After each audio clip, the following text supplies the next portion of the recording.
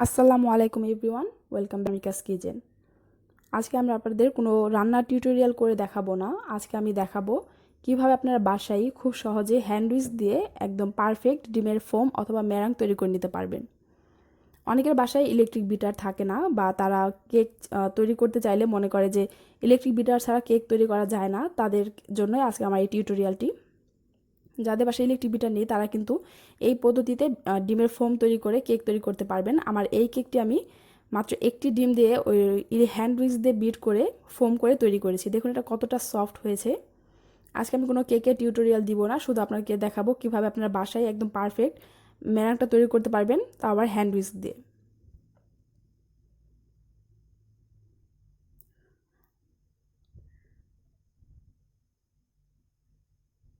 ম্যারাংটা তৈরি করার জন্য এখানে আমি নিয়েছি রুম টেম্পারেচারে থাকা একটি ডিম।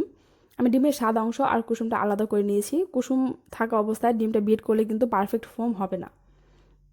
আর এর লাগবে এরকম একটা হ্যান্ড উইস্ক।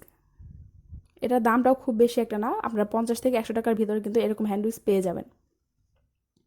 এরপর এখানে আমি নিয়েছি 1 চা চামচ পরিমাণ লেবুর রস। আপনারা এর পরিবর্তে চাইলে ভিনেগারও দিতে পারবেন, হোয়াইট ভিনেগারটা। এটা দেওয়ার ফলে ডিমের যে একটা আষ্টে গন্ধ থাকে সেই গন্ধটা কিন্তু অনেক বেশি দূর হয়ে যায়। আর ডিমটা কিন্তু পুরোপুরি রুম টেম্পারেচারে আছে। ফ্রিজে থাকা ডিম দিয়ে ডিমের ফোমটা খুব বেশি একটা ভালো হয় না। এরপর আমি এই হ্যান্ড উইক্সটা দিয়ে ডিমটাকে এভাবে খুব ভালো করে বিট করব। চাইলে আপনারা এইভাবে করে নিতে পারেন, তবে এই পদ্ধতিতে করলে একটু সময় বেশি লাগে এবং হাতও কিন্তু অনেক ব্যথা হয়ে যায়। তাই আপনাদের আজকে আমি খুব সহজে একটি পদ্ধতি দেখাবো যেভাবে মাত্র 2 মিনিটে আপনারা ডিমের একটি পারফেক্ট ফোম তৈরি করে নিতে পারবেন। প্রথমেই এই বাটিতে যেহেতু ডিমটা খুব পরিমাণে অল্প, তাই বাটির নিচে এরকম একটা ঢাকনা দিয়ে দিয়েছি যাতে বাটিটা একটু কাত হয়ে ডিমের সাদা অংশটা এক সাইডে চলে আসে। এরপর হ্যান্ড উইক্সটা এইভাবে ডাল ঘুটনির মতো করে হাত দিয়ে নেড়ে চেড়ে ফোম করে নিব। আমরা যেভাবে ডাল ঘুটনি ইউজ করি ঠিক সেইভাবেই এই হ্যান্ড উইক্সটা ইউজ করতে হবে। দেখুন কত সহজে এটা ফোমে তৈরি হচ্ছে।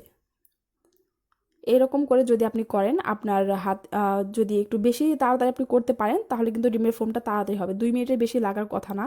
আর যদি একটু স্লোভাবে করেন তাহলে কিন্তু 3 থেকে 4 মিনিটে আপনার একদম পারফেক্ট ডিমের একটি ম্যারাং তৈরি হয়ে যাবে। আর চেষ্টা করবেন একটা খাড়া বাটিতে এইভাবে নিয়ে তৈরি করতে।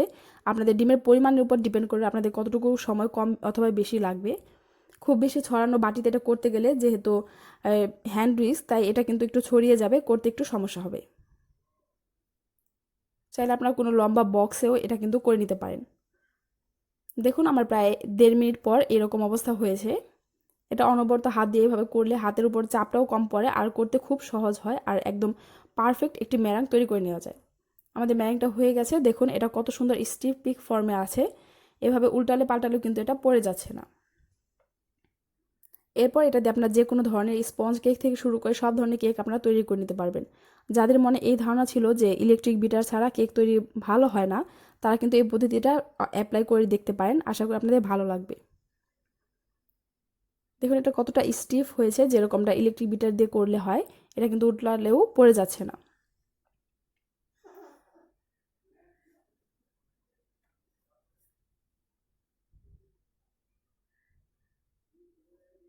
আমার চ্যানেলে কিন্তু অনেকগুলো কেকের রেসিপি দেওয়া আছে। আপনারা চাইলে এই পদ্ধতি অ্যাপ্লাই করেও কিন্তু সেই কেকগুলো তৈরি করে নিতে পারেন। লিঙ্ক আমি ডেসক্রিপশন বক্সে দিয়ে দিব। আর এরকম আরও ভিডিও পেতে চাইলে আমার চ্যানেলটি অবশ্যই সাবস্ক্রাইব করে পাশে বেল আইকনটি প্রেস করে রাখবেন, যাতে আমি পরবর্তীতে কোনো ভিডিও আপলোড করলে সেটা সবার আগে আপনাদের কাছে পৌঁছে যায়। দেখুন এটা কতটা বেশি পারফেক্ট হয়েছে, বাটিটা উল্টালেও কিন্তু ডিমের ফোমটা পড়ে যাচ্ছে না। আপনারা এই একই পদ্ধতিতে কিন্তু হ্যান্ড উইক্স দিয়ে হুইপ ক্রিমও বিট করে ইউজ করতে পারবেন কেকের ক্রিমের জন্য। যাদের বাসায় ইলেকট্রিক বিটার নেই তারা এই সেম পদ্ধতিতে হুইপ ক্রিমও তৈরি করতে পারবেন। আমি আপনাদের সামান্য একটু পাইপিং ব্যাগে ভরে দেখিয়ে দিচ্ছি। এটা দিয়ে কিন্তু কেক ডেকোরেশন করা যাবে না, শুধু আপনাদের বোঝার সুবিধার্থে আমি এই স্টেপটি করে দেখাচ্ছি। আমার ভিডিওটি ভালো লাগলে ভিডিওতে অবশ্যই একটি লাইক দিবেন এবং এরকম আরও রেসিপি পেতে আমার চ্যানেলের সাথেই থাকবেন। আল্লাহ হাফেজ।